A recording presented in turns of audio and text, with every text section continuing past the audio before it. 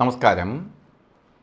എല്ലാ NTV പ്രേക്ഷകർക്കും നിങ്ങളുടെ ഇന്ന് എന്ന പ്രോഗ്രാമിലേക്ക് സുസ്വാഗതം. ഇന്ന് 2025 ഫെബ്രുവരി മാസം 10-ാം തീയതി 1200-ാം ആണ്ട് മകരമാസം 28-ാം തീയതി തിങ്കളാഴ്ച. ഇന്നത്തെ നക്ഷത്രം പുണർദം നക്ഷത്രമാണ് ഉദയ നക്ഷത്രമായിട്ട് വന്നിരിക്കുന്നത്. അപ്പോൾ ഇന്ന് തിങ്കളാഴ്ച, ചന്ദ്രൻ്റെ ദിവസം. ദിവസങ്ങളിൽ നല്ല ദിവസമാണ് ചന്ദ്രൻ്റെ ദിവസം. എന്നിട്ട് നക്ഷത്രം പുണർദം. പുണർദ നക്ഷത്രം എന്ന് പറയുമ്പോൾ ശുഭനക്ഷത്രങ്ങളിൽ പെടുന്നതാണ് പുണർദം. അപ്പോൾ പുണർദ നക്ഷത്രവും തിങ്കളാഴ്ചയും. അപ്പോൾ ഇന്ന് ഒരാഴ്ചയുടെ ആരംഭമാണ്. നമുക്കിന്ന് എന്ത് കാര്യങ്ങൾക്കും ഇറങ്ങാം. ഇന്ന് രാവിലെ എണീറ്റ് എന്തിനാണ് രാവിലെ 6 മണിക്ക് തന്നെ നിങ്ങളെ അറിയിക്കുന്നു എന്ന് ചോദിച്ചാൽ, നിങ്ങൾക്കിന്ന് കൊള്ളാമെങ്കിൽ നിങ്ങൾ ഇന്നത്തെ ദിവസം ഒരു കാര്യങ്ങളും മാറ്റി വയ്ക്കരുത്, നാളത്തേക്ക് മാറ്റി വയ്ക്കരുത്. നാളത്തെ ദിവസം നമുക്ക് അനുകൂലമാവണമെന്നില്ല. അപ്പം നമുക്ക് കൊള്ളാവുന്ന ദിവസം മാക്സിമം എന്തൊക്കെ ചെയ്യാൻ പറ്റുമോ അതൊക്കെ ചെയ്തു പോകണം. കാരണം ഇന്ന് നല്ല ദിവസമായതുകൊണ്ട് നമ്മളിന്ന് ഒരു കാര്യത്തിന് ഇറങ്ങുന്ന കാര്യങ്ങൾ വിജയത്തിലേക്ക് വരും. ഒരു ഓഫീസിൽ പോയാൽ പോലും ഒരാളിനെ കിട്ടും. ഒരു കോൺട്രാക്റ്റിന് വേണ്ടി ശ്രമിച്ചാലോ, അല്ലെങ്കിൽ ഒരു വർക്കിന് വേണ്ടി ശ്രമിച്ചാലോ, ഇൻ്റർവ്യൂവിന് വേണ്ടി ശ്രമിച്ചാലോ, ഒരു ആപ്ലിക്കേഷൻ അയച്ചാലോ അതിൻ്റെ പുറത്തൊക്കെ പോസിറ്റീവ് നടപടി ഉണ്ടാവും. അതുകൊണ്ടാണ് നല്ല സമയത്ത് ചെയ്യുന്നത് നല്ലതായി ഭവിക്കും. അത് പ്രപഞ്ചത്തിൻ്റെ പ്രത്യേകതയാണ്. അതുപോലെ ഇന്ന് ബർത്ത്ഡേ വന്നിട്ടുള്ളൊരു പുണർദ നക്ഷത്രം, മകരമാസത്തിലെ പുണർദ നക്ഷത്രം ബർത്ത്ഡേ ആയിട്ട് വന്നിട്ടുള്ളവർക്ക് ഒരു വർഷത്തെ ഫലത്തെയാണ് നമുക്ക് ചിന്തിക്കേണ്ടത്. വാർഷിക ഫലത്തെ ചിന്തിക്കുമ്പോൾ, ഒരു വർഷത്തെ ഫലത്തെ നമ്മൾ ചിന്തിക്കുമ്പോൾ നിങ്ങൾക്ക് വളരെ ഭാഗ്യദായകമായ ഒരു വർഷമാണ് എന്നറിയുക. നിങ്ങൾ അതുകൊണ്ട് എന്ത് ചെയ്യണം? ഒരു കാര്യത്തിലും അറച്ചു നിൽക്കരുത്, ഇറങ്ങണം. ഒരു വീട് വെക്കാനാവട്ടെ, വസ്തു മേടിക്കാനാവട്ടെ, അല്ലെങ്കിൽ വീട് വാങ്ങാനാവട്ടെ, അതുപോലെ വാഹനം വാങ്ങാനാവട്ടെ, വിദേശ യാത്രയ്ക്ക് ശ്രമിക്കുന്നവർ എനിക്ക് കുറച്ചുകൂടി നല്ല ജോലിക്ക് ശ്രമിക്കണം, അല്ലെങ്കിൽ മൈഗ്രേറ്റ് ചെയ്ത് മറ്റൊരു സ്ഥലത്തേക്ക് പോകണം.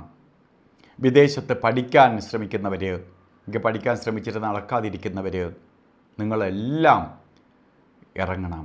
കാരണം നിങ്ങൾക്ക് അനുകൂലമായിട്ടുള്ള ഒരു സമയമാണ്. നല്ല സമയത്ത് ശ്രമിച്ചാൽ നമുക്ക് ആ റൂട്ട് ഓപ്പൺ ആയിരിക്കും.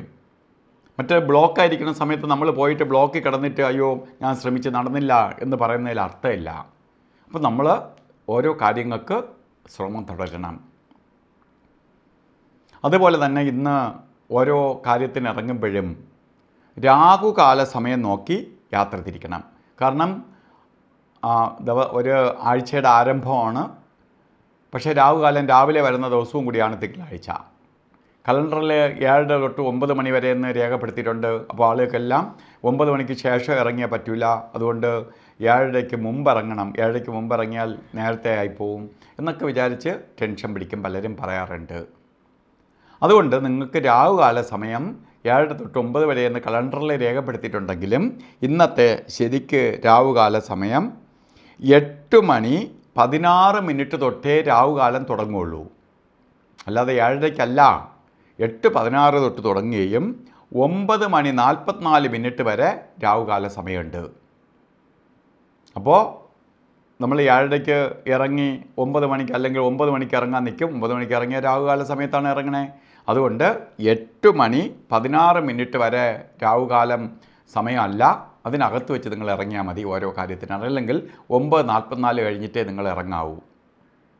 അത് യാത്രയ്ക്ക് മാത്രമാണ്. അല്ലെങ്കിൽ രാഹു നോക്കിക്കൊണ്ടിരിക്കുന്ന സമയത്ത് നിങ്ങൾ യാത്ര തിരിക്കുകയാണെങ്കിൽ പാമ്പെഴയും പോലെ എല്ലാ കാര്യങ്ങളെയും എഴയിപ്പിക്കും, അതിൻ്റെ ദൃഷ്ടി പതിഞ്ഞാൽ. അതുപോലെ ഇന്നും എല്ലാ ദിവസവും ഗുളികകാലവും യമകണ്ഠകാല സമയമുണ്ട്.